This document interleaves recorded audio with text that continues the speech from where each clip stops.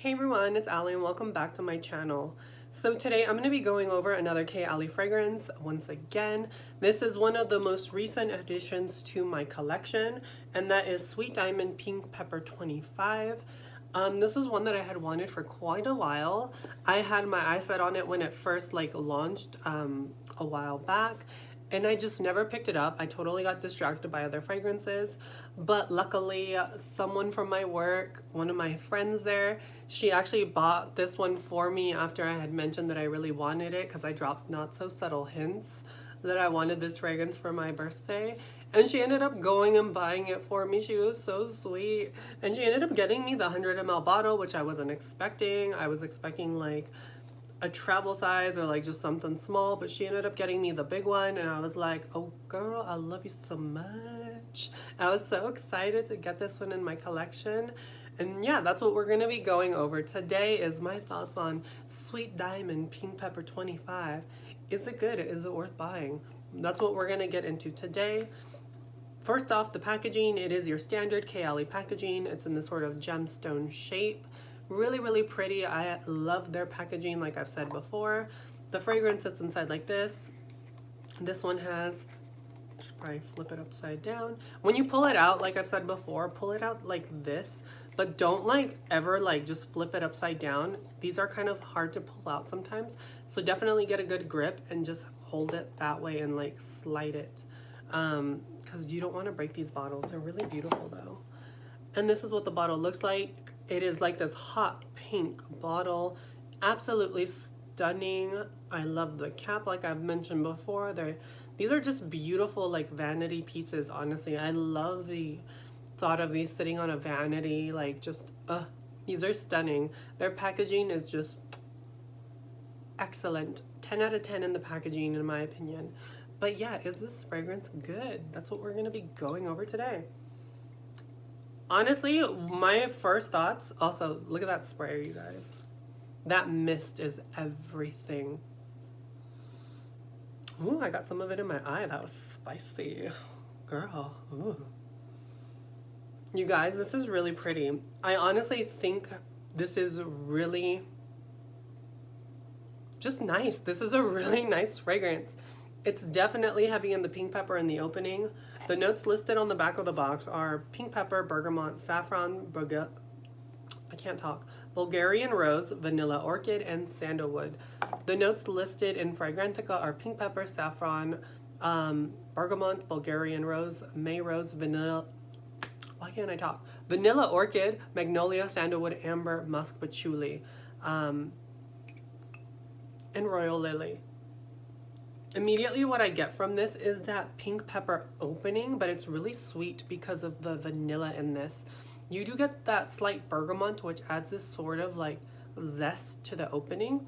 It's not overtly citrusy and it's not in your face. It's very toned down when it comes to the citrus, but I do pick up on it in the opening. It adds this sort of juicy, sweet, kind of bitter quality to the pink pepper. I also get the saffron. Saffron tends to have a slightly medicinal feel on my skin.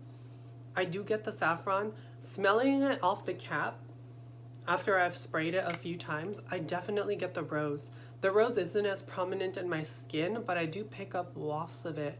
What I love about this fragrance is that it's not so much linear as much as there's a lot of progression and just shift throughout the fragrance. I wouldn't say so much progression as much as this shifts. Kind of like how Deja Vu did on my skin, where 1 minute it smelled like jasmine, and then the next it smelled like orange blossom, and then it smelled like gardenia all of a sudden.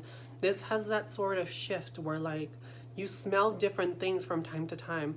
At times I smell these really sweet, almost candied roses on my skin. And then something will happen or the wind will blow a certain way, and all of a sudden I almost get a slightly chocolatey rose scent, and I'm just like, where did this chocolatey note come from? And then something else will happen and all of a sudden it smells like really sweet red wine on my skin, and I'm like, oh my god, where is this red wine thing coming from? This has a lot of shift to it, at least on my skin, that I've noticed, and I love that. I love when scents do this on skin. The only fragrance house that I've noticed that does this so far has been Ally. Like I said, with Deja Vu, I have a lot of progression with that fragrance on my skin. It sort of plays beautifully and I get a lot of different florals, and it really is unique. It's unexpected. It's really quite beautiful. I find the same effect with this fragrance. There are times, like I said, I get that rose and it's almost like a sugared candy rose. And at times this fragrance reminds me of Tom Ford's Noir de Noir, that sort of rose patchouli chocolate, almost wine sort of like fragrance, mixed with Gentle Fluidity Gold by Maison Francis Kurkdjian. This almost smells like it's a baby of those two fragrances.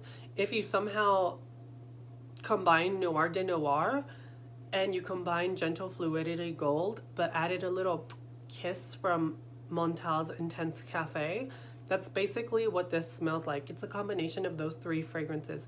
You get that rose and sort of creaminess from Intense Cafe, mixing in with this sort of like chocolatey rose wine that Noir de Noir by Tom Ford has, and adding the sort of sweetness that you get from Gentle Fluidity Gold. It's really almost like a combination of those three fragrances, in my opinion, combined into one. It's really quite beautiful and I really do like it. It's a pretty unique fragrance. I wouldn't say it's like groundbreaking in any way because, like I said, it does remind me of those three fragrances. But it's its own unique thing. If you own those and you like those style of fragrances, I think that this would probably be a safe like addition to your collection. Honestly, I really wanted this one for a long time and I'm so glad I finally have it. I really like this one. I took this one with me when I went down to Texas to go see family, and I wore this one quite a bit, like a lot more than I was expecting to wear it.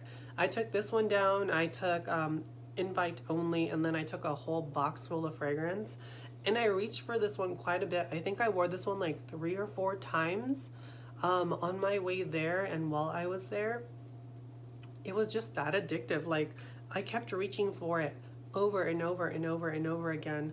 But in the opening, like I said, you definitely get this sweetness that comes through that's slightly brightened by the bergamot note that's added in this. I definitely get the saffron. The saffron adds a slightly medicinal effect on my skin, and then there are woody notes in the base, like the sandalwood. I do think there's like an ambery accord in this as well, and a slight patchouli. And all of this adds a sort of like really warm, inviting, woody base that the saffron plays with. It almost smells like a slightly medicinal oud. It's not like, or slightly medicinal wood. It's not overtly medicinal, but it does pull a little bit more medicinal on my skin because saffron just does that with my body chemistry. But it's really, really beautiful. The further you get in the dry down, the more you get a little bit of the rose. And it gets a little bit sweeter as time goes on, which I found. The sort of woodiness starts to fade and the vanilla becomes a bit more prominent. And then you get sort of a vanillic rose scent. It's really quite pretty. It does still have that woody sort of medicinal facet, but it does tone down as time goes on. So it doesn't stay that way for a really long time. I found that with this one, it lasted a pretty long time on my skin. I was quite surprised. I think I got about 8 to 9 hours on my skin, way longer on clothes. This lingers like a mofo for sure. It's definitely really good. It's a really beautiful scent. And like I said, if you guys are a fan of Noir de Noir, this is probably going to be a good one to add to your collection.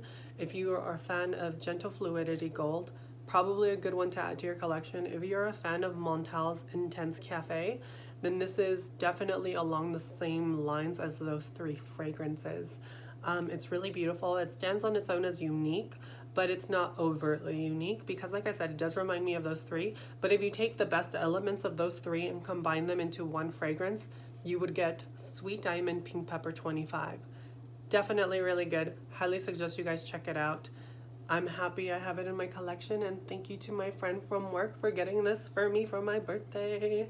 I just turned the big, I'm not even gonna repeat the number, but I'm definitely older now, feeling it for sure.